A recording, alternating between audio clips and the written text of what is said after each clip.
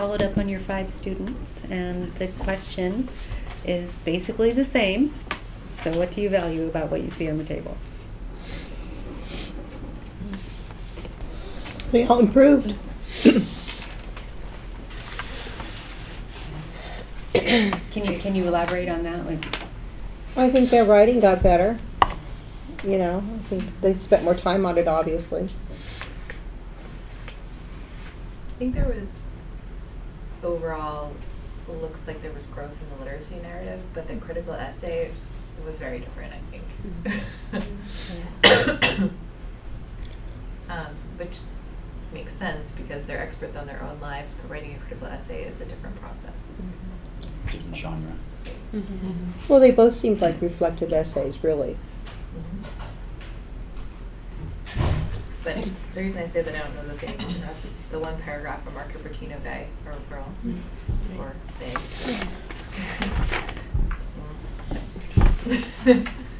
elaborate on some of these. So they've improved, and then you're what did the Well, it was him or her or them. Yeah. So for the critical essay for H9. No, that's not the right one. For H15. It was only a paragraph long. All they really said was that they need feedback to improve. And don't procrastinate. Yeah. Right. Well, when I said improve, what I meant was I thought their writing, the styles, them technically improved. I thought they technically all improved their writing. They obviously proofread. They did drafts. I thought that was much better. But I think it's hard to say what, since we don't have the prompts, we don't know what they're supposed to be writing. And they all seem both very reflective. So what they mean by a critical essay, I have no clue because we had no idea what the prompt was. So the prompt for that was for them to explain what college writing meant to them now that they've read the 2 essays. And they were asked to, while they were reading the 2 essays by Nancy Summers, they were asked to keep track of how their notions about college writing were challenged, confirmed, expanded, revised, by reading those essays. And we asked them to keep track of that and then to use that in the critical essay to explain. So you notice that some of them were quoting. Right. They were asked to actually respond. So it's really also a reflective essay. Yeah, yes. I mean, yes, there is reflection involved. Do you guys have them write more than reflection essays? Yeah, not in the reflection on college writing. This is still the thing. This is the reflection on college writing. So this is module 1, literacy narrative. Who are you as a writer? Module 2 is how will I use reading in college, and so they read some sample essays. Module 3 is what will writing assignments be like in college, and that was when they write the critical essay. Then they go off in Module 4 and they study the course options, and then in Module 5 they write to their professors. So actually, this is pre. This is pre the paragraph. Yes. This is better than I thought, what they wrote to their professors, which is sad. Yeah, particularly that student who was only aiming for the C-, I felt there was a real disconnect between what he wrote the professor and then his writing. I mean, I was wondering, why are you only aiming for a C-? I think I know, actually. I'm just complete and pure speculation, right? Because I have no idea what the student is.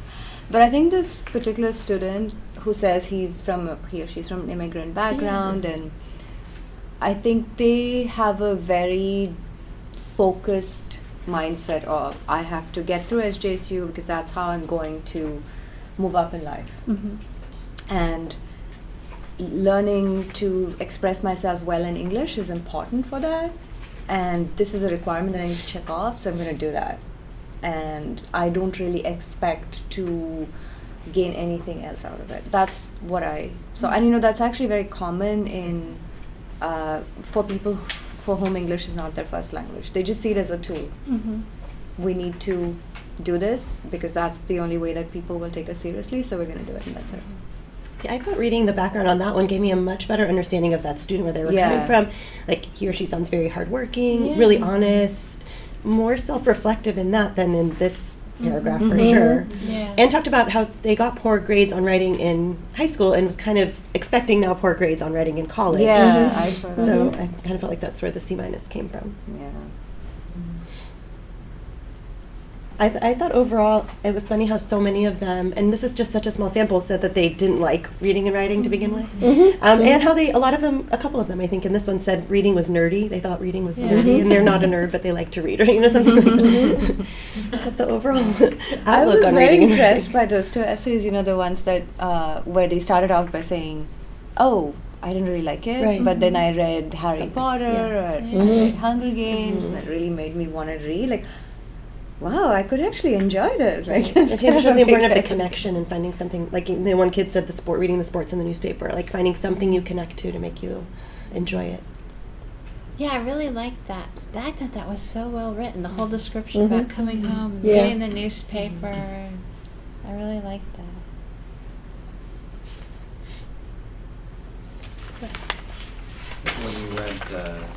When you moved from the initial paragraph where they selected their choice and the expectations you had, were those like confirmed or challenged when you actually read the work? Were you surprised in any way? I was surprised at how good these were. Because from the paragraphs, I was expecting, oh my God.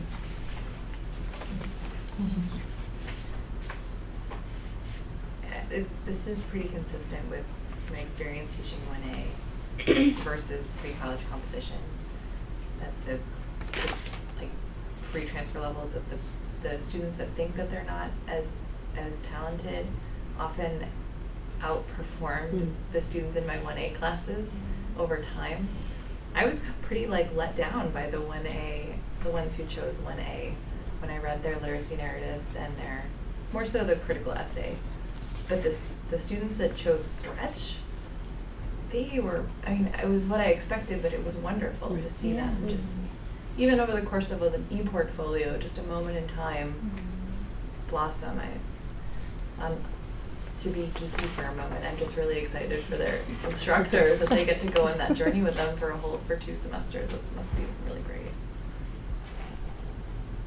I think when reading these first reflections, it seemed like the ones that were going to take 1A were really competent, but then when reading their literacy, the first paragraph especially, a lot of them said they were struggling or Mhm. they were Yeah. not feeling as confident in that one, but then they were still choosing 1A, which I found surprising. Yeah. Like the Fremont or the Cupertino kid. Yeah. Right? It's like all about the whole thing is about his struggle or her struggle. Yeah. Yeah. I really liked to me, the thing that sort of was common to all of these essays was this idea that when it's given to you as a requirement or a chore, then I'm going to do badly at it. Mm-hmm. Right? It was just this if you're going to make me do it, then I'm just going to suck at it. I decided. This sentence, I will never forget my first time reading a book and not dying of boredom.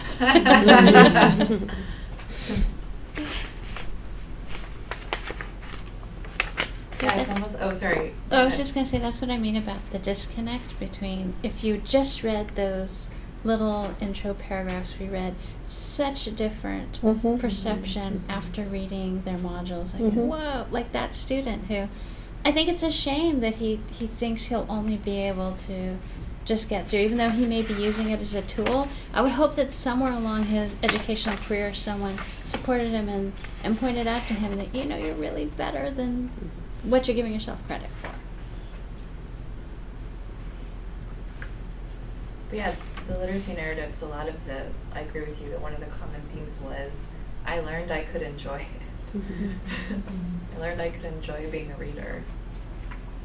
But I guess it might have been the prompt that led them in this direction, but not too many of them wrote about enjoying writing. Yeah. They talked about enjoying reading. They talked about how reading helped them as writers, some of them. But they didn't, maybe it didn't fit into the assignment, but there Well, what was was the exact prompt? yeah. The prompt was for them to share a story with their first writing cohort, right, with your instructor and your peers. That would help the instructor and your peers to understand what you bring to the writing table, from your reading and writing background.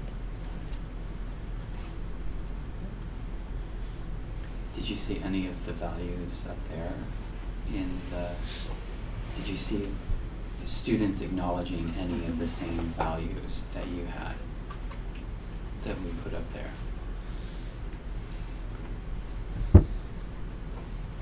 A few of them mentioned feedback.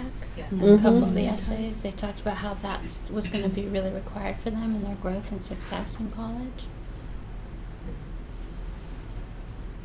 I was really struck by how many people, both in the paragraphs and in the essays, were talking about the community of learners, sort of Mhm. learning together. Because I've never really thought of it that way, but I guess that's really important, especially at 17 or 18 when they come here. So this was really eye-opening for me. I never really thought about it that way. So part of you'll notice that I use the term learning community a lot. We wrote the reflection on college writing, so part of that's They're mirroring what they're it. getting from. There's language in the discussion of stretch that talks about the fact that you will be with the same instructor and students Right. for a Mhm. full year, Mhm. and that you become part of the learning community. So, So perhaps they're telling us a little bit of what they think we want to hear, or they're just mirroring the language. they do, Mhm. but also, I mean, think about you right up there when I pushed you guys to think about your values from a writer's standpoint a little bit. Collaboration, the opportunity to share with Mhm. others came Mhm. up as well, right? So, Yeah. yeah. I mean, I work in peer connections. So, we work in peer connections. So, Taylor, what did you think? I really enjoyed listening to reading the literacy narratives. I didn't expect their stories to play out the way they did, especially for the people that picked Stretch. I just didn't expect them to be so developed, and it was actually interesting. I'm like, what's your story? So it was really interesting to me. For the critical essays, I liked was it 16's comparison to Darwinism for writing. I thought that was really interesting. Yeah, and I think it also reflects into their C- mentality. I'm not that strong in writing, so I may just get weeded out or something like that. So I saw the comparison and it made sense to me. But yeah, when we were talking about it, that back reading this and why they said a C- made a lot more sense. I wish that who was that again? H12? No. I'm getting all of them all confused. Who's the one you were just talking about, the Darwin? 16. 16. Yeah. I wish that H16, did H16 pick Stretch? No. Right? 1A. 1A. I wish H16 had picked Stretch. I like feel that too. I feel like H16 is living under a world of expectations, and would really have benefited from being given that extra time and collaboration and being a part of a community. There's a lot of self-doubt and basically social Darwinism in his or her their essay. It's pretty intense. I think it would help with transition if they were in Stretch. I also think I feel international students, when they come here, their parents have higher expectations of them, so I think that might also play a reason to why they picked 1A. Well, this one is American and actually says that I became better in English than in Vietnamese, which I thought was Mhm. very interesting. Yeah. I was just talking about parental wise, Oh, yeah. when you come here, or for most people when they come here, it's there's this higher expectation for them going to college. So I feel maybe that's something they're trying to meet. Yeah, I think so. Do you think, I think it was you that said a sense of audience? Was that your suggestion? Did you get a sense that they had a sense of audience as they were writing? So actually, I was a little puzzled because several of them seem to be addressing their fellow students.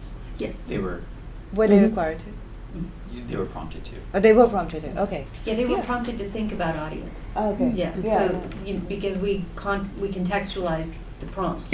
So we didn't just say, what do you think is right? Mhm. We said, explain to your instructor and your peers, Got it. you know, Mhm. what college writing is and the challenges it will pose. Yeah, I think they did actually Yeah. have a Mhm. sense of what. Although sometimes in the choice paragraphs, I think one of the comment was that they didn't really Mm-hmm. conceptualize that they were really writing to their instructor. Mm-hmm. I also liked age 14 just for, I thought their development and organization I thought it was pretty low. Even though they want to go into a stretch course, I thought it was better than some of the people that picked 1A. Mm-hmm. Yeah. Yeah.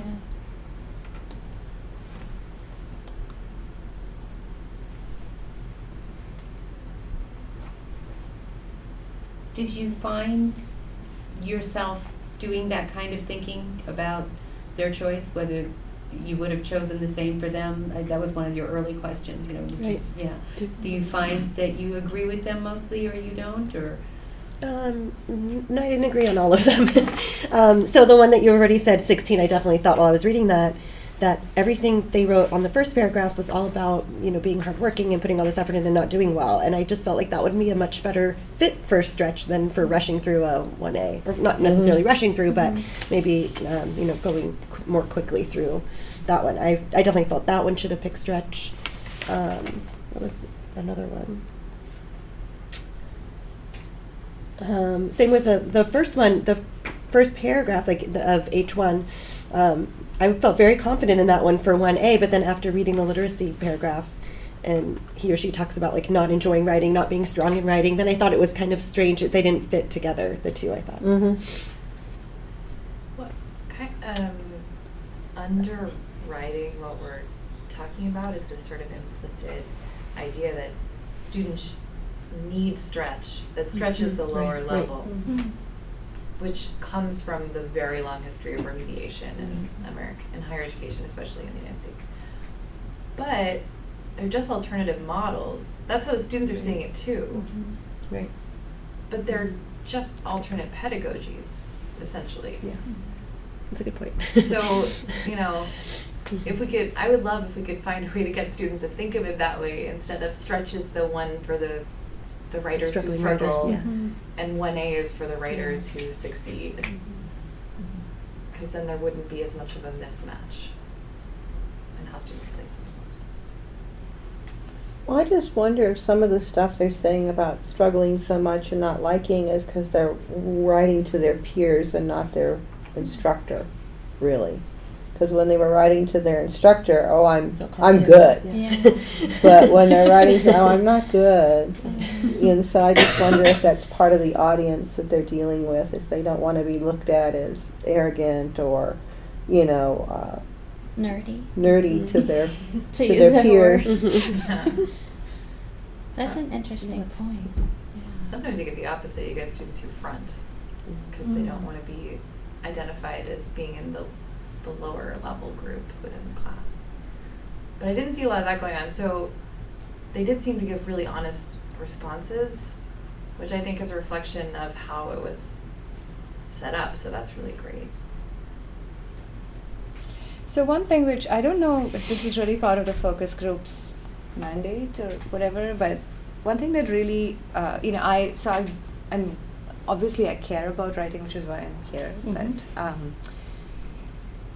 it's been very difficult for me to understand why students who are perfectly fluent in English, right? So when you speak to them, they're very well able to convey what they mean. But then I read something written by the same person, and I don't even understand. I can't say this is wrong because I don't even understand what you're trying to say, And so I grew up in India, and when I came here, I thought, okay, so I'm going to have lots of problems with the students, but at least English is not going to be a problem, right? Their language is going to be great. It's just not the case. And so I've always struggled to understand why this would be. And then my dad, who's actually an English professor, said, well, do your students read? And I said, well, I don't think they do very much. And he said, well, if you don't, because it's almost like a different dialect of language, right? So you can be very good at speaking English, but if you don't do a lot of reading in English, then your written English is going to be compromised. And so that kind of helped me to understand where they were coming from.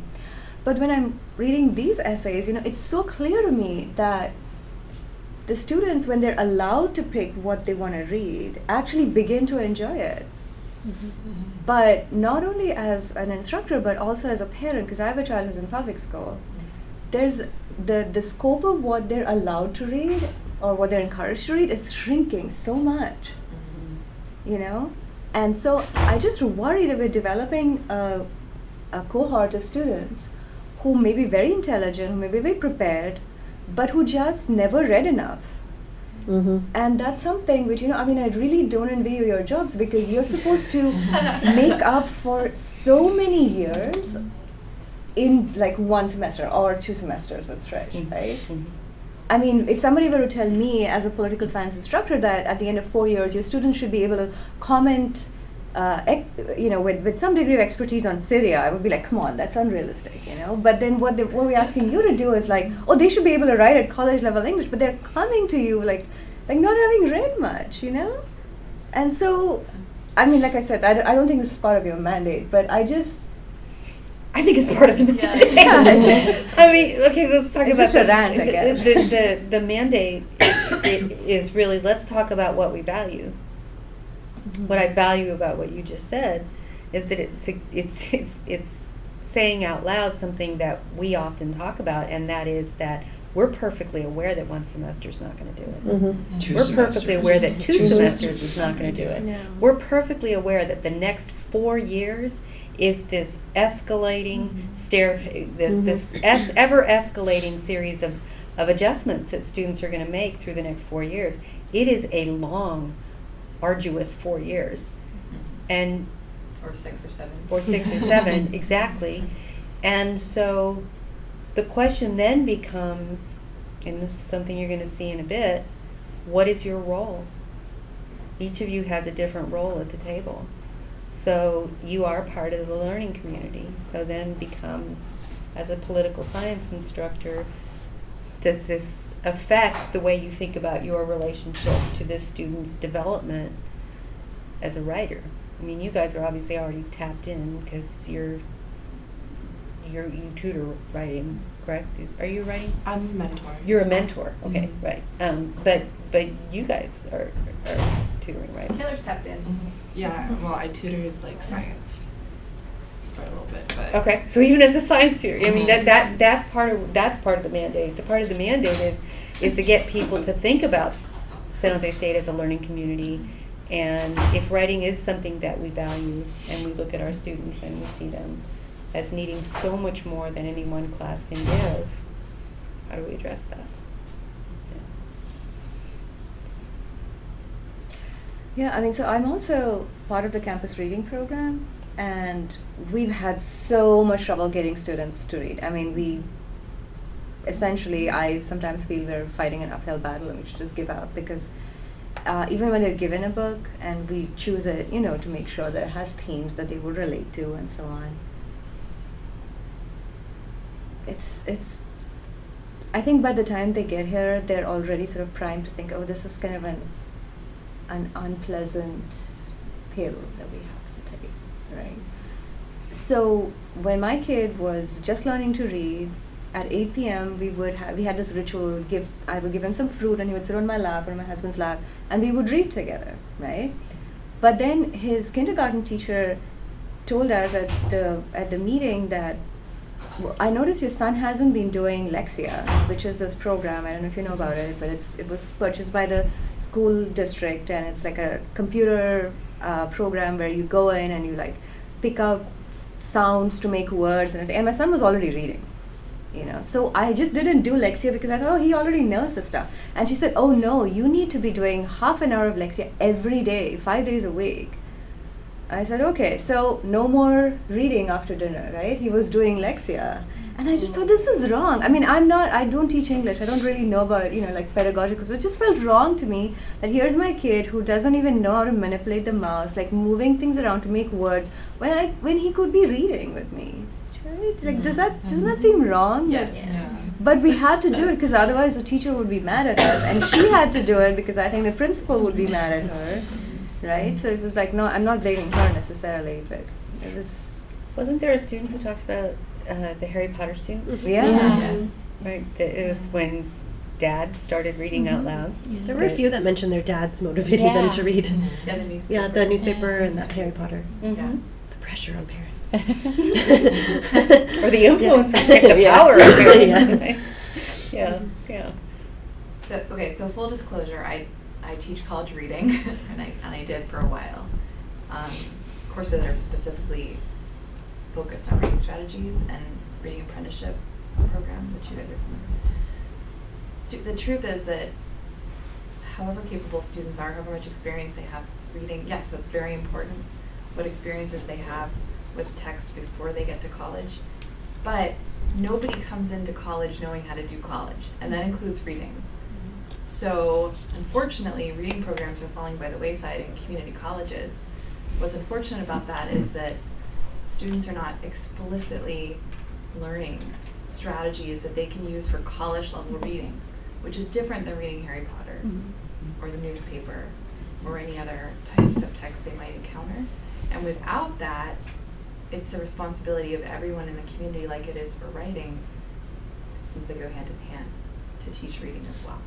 And especially to teach as they progress through their careers and get to their majors, teaching them how to read like a political scientist or a political science student. Because disciplinary literacy is different as well. Or what? Or nursing. Or nursing. Right, I mean, like, yeah, your major at CHAD, right? How you don't read it in your CHAD class the way you read in your nursing class, or you read in your political science class or your English class. And if you're a nursing student, learning how to read on, learning the importance of sleep and how it affects reading, right? And all, the holistic, all the dimensions of learning, personal, social. But also they don't feel like they have to read. Because, I think, I teach history, which you think would be a really reading heavy major. But they are used to faking it. So I'll read the back of the book, I'll read the first chapter of the book, I'll see what's online so I can read a few paragraphs of what somebody else said about the book, and I'm going to write my paper on this book based on this little bit of information. And, it doesn't even have to be a very long book. And then I'm the one reading their paper going, they didn't read the book. And I'm like, you didn't read the book. And they're not even embarrassed about not reading the book. They're not embarrassed. No. Well, no, I didn't. Yeah. Well, you're supposed to read the book to write this. So, I mean, what do you do? So I spent a lot of time helping students try to locate sources, and for my previous institution, I worked with someone who's the literacy and coordinator for information literacy. So we spent a lot of time talking about how we actually had noticed, or she had noticed, she had been in the profession longer than I had, the drop-off of students' interest in reading. And I can tell you from personal experience helping a student, they've come to the desk and they say, I need to find articles for my paper. And I'll help them, and they say, that's 2 pages, too long. Mhm. 2 pages, Two pages is too long. 2 pages too long. I can't read that article. It's too long. Okay. In my instruction sessions I do for 100W, we talk about the difference between, okay, when you go to the public library and you pick up a novel, are you going to read it the same way you read a journal article? We talk about the difference. And because instructors often will ask me that. And I can tell you, I've read product from a neighboring university, which would probably claim they have cream of the crop students. The writing I read today was far superior to actual product that had been turned in. It was stream of consciousness writing. I get that all the time at 100W. Yeah, and It's like, what are they thinking? I can tell you that yes, they took. In some cases, I saw a student had actually copied and pasted, including the web ads, from the webpage in the assignment they submitted to the instructor. So I've had that experience as well reading product where you can tell they've simply cobbled together just a few things. They clearly did not read the material that was assigned to them. So unfortunately, sort of just trying to support you guys in getting students to read more. As a peer mentor, I get the opportunity to talk to students to see how like they're feeling about situations, feeling about their classes. A lot of times I hear it's not the fact that they don't want to read, like they actively do want to do well in their classes. It's more of a, I don't have the time because I have all these other classes, I have assignments, I have to study for a test, I have work. And then by the time it's time to read, I'm either falling asleep reading my textbook or like I just don't have the time. And it also plays a part into, they're like, it's way different than high school. It's this reading level I wasn't prepared for. I don't understand my textbook. The books they're having me read don't make sense. I don't get it. So it's like now I have to like refer them to peer tutors like, okay, well, they can help you with your writing. Okay, well, what are you struggling with? What study strategies can we go over? Like, what note-taking can you do? So I think it's not so much that they don't have time. Like, even as a student, it's like, oh, shoot, like, I forgot about this assignment. I, like, didn't read it, so let me go on SparkNotes and get a synopsis so I can write this paper and turn it in. Because it's not so much as, like, I know they're saying they want to do really well, but time-wise, sometimes you forget, and it's like, I just need my grade. Yeah. And that, bottom line, that's what it comes down to for some kids. And so it's like, I really want to do well, but I need a grade, so I'm just going to hurry up and do it. And there's actually an anthropological study they did at Rochester you're probably familiar with. And one of the things that students coming to college that we need to support them in, it's not just academics. It's even psychological, emotional, how to manage their time, right? And they talk about some students come to college don't know how to do laundry. I mean, these are just basic life skills, right? That just, you have all these competing issues for your time, right? Like work and being able to turn in papers and do well and, like you say, just get the grade. So there's a lot of different factors that go in, not just the reading, but all these other ways that we can support students so that they are successful. And it really comes down to learning how to read strategically, which they don't always know how to do. So what you were talking about, the read the back, look it up, SparkNotes, that's a strategy. It might be the only one that they know. It might not be the right one for that situation, or it might be the right one if it were used with a few other strategies, given their time constraints, but they don't know that. And so occasionally you do find the student who really enjoys being able to get by without reading, but much more often it's what Taylor's talking about, or not knowing how to read strategically, and the same thing can go with papers as well. And with not knowing how to read strategically, it's also like as a student coming into college, first off, you're hit with, this is college reading, like what am I doing? And then you get into your major classes, and then that's a whole different thing. Like going from what I was doing like in my GE classes to nursing was so different. Like my first couple semesters, like I'm in my third semester right now, I'm like still learning how to do this, how to do the writing, how to like read like an S-bar sheet, or how to communicate in a nursing language that was different from the language I was using before. So there's even that like transition. So I don't know how it is for other majors, but going from GE to your major, they expect you to like already know how to do it, when it's like, I didn't know nursing before I came here. What am I supposed to do now? That's why you're here. Exactly. Yeah. That's the whole point of being here, is so you can learn. Yeah, it was just like that transition in language and writing. That is a whole nother learning process that a student has to put on top of their assignments and studying. It's how do I go about this new field of learning? And absolutely agree with you. There's discipline-specific language approaches to reading, as we mentioned. So that's one of the things we talk about when we do instruction with them, is think about how you use the words in this field, right? And that's different from, like you say, a GE class. That's why I'm interested to see how they did, because you're giving them a little bit of what it's like going to be like, or what is expected of them before they even start. Yeah. So go back to files and push through.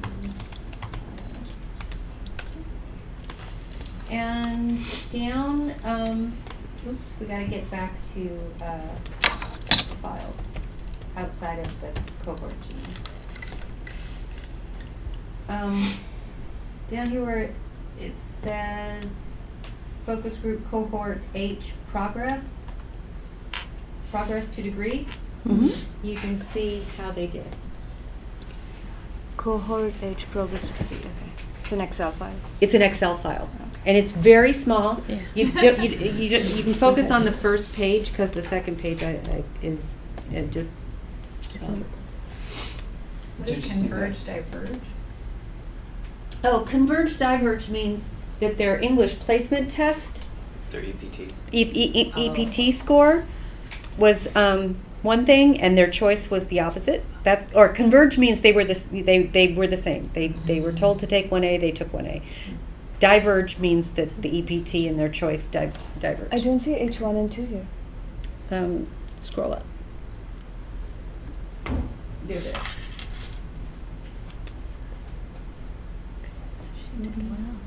No, because they're there. Yeah. It's just, it starts with number 2, H1. Did everyone else find it, or? I did. Is everybody else? Yeah. Yeah? You got a different screen, Is this what you have? right? Mine starts here. Show one. I'm not really sure why I can't see it. See? Yeah, That's it doesn't really like you. strange. I don't know. Maybe I. Oh, wait. You're on the second page. So they were. So go to this one. Yep. This should be. Oh, okay. There we go. Oh, I see. Okay. You were looking at the one where I'd Might also be the parsed them. I see. I don't know the scores anymore then. So can you explain what we're looking at? So what you're looking at essentially is, for each student, you're looking at the course that they chose. You can see their English placement test scores. When you scroll out to the right, you begin to see what their grades were. You can see how they did in the course that they chose. You can see what their GPA is. If you scroll past here, you can see whether they've already tackled their second writing course and how they did. Some of them have already taken the WST. So the GPA is actually the whole SJSU GPA, right? Mhm. Not in. Mhm. Okay. Yeah, the course grade is there. Right. So He it's did just better credit. in 1B. Yeah, he got a did. B. And if he's in 1B, that means he or she or they is an engineering student. Okay. Which also explains a whole bunch of stuff. Are you talking about 16? Are you talking about 16? Yeah. Yeah. Yeah, I thought so. You Yeah. know, it's like, yeah, this is a person who, and I just think this person is going to do well in life. You know, they're Yeah. very hardworking and very self-aware, and It's nice to be able to see this data because you really root for them. Yes. And want them to do well. And I'm so happy to see that one who, I don't know, he or she's critical example was the closest thing to critical writing, I think, that we saw of them. And they did really well in their stretch class. They got an A minus. And the other couple students even improved in their second English class. So they're getting better. Yep. And when you do parse them out, the second page there, I actually sorted them so that you can see all the converge together and all the diverge together, and you'll notice that success is not dependent on that EPT score. I'm shocked. I'm completely shocked by that. Well, one of the things that's cool about it is we haven't changed the proportion of courses that we offer. We offer the same number of stretch courses as we used to offer remedial courses. So, but the same students aren't enrolled. In other words, you know what I'm saying? So we do have students who continue to choose at a rate of 30%, right? You know, X, as opposed to 70% choosing 1A. But it's not the same group of students necessarily, and they're successful. So I see number 15, the Cupertino person got a C. C plus. Yeah. C plus. Yeah. But improved in their 2B class. They did better. They got a Yeah, B. B.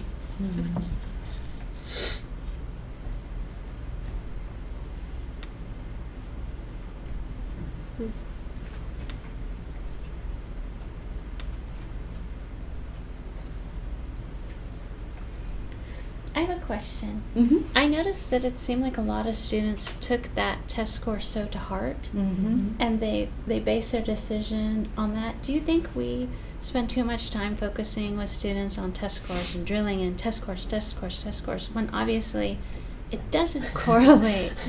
I mean, I just felt that it's really unfortunate that someone were just basing their whole decision on Tell that to a parent of a high schooler. Yeah. Oh, not Really? even. I have third graders, and they start the state testing this year. It's all we've talked about all school Oh, year, God. all school year, and it's not even happening until May. Yeah, no child left behind.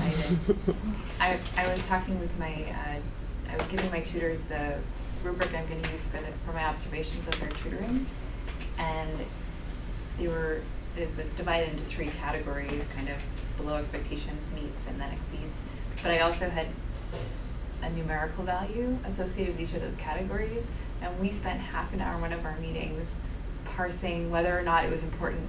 As soon as I put a number on it, they flipped out. And I didn't realize, I had spent all this time finessing the language of the rubric, and then I just put the numbers there just to have something for the students who would like to have a numerical measure. And I had no idea that I was going to get the emotional response to the being scored.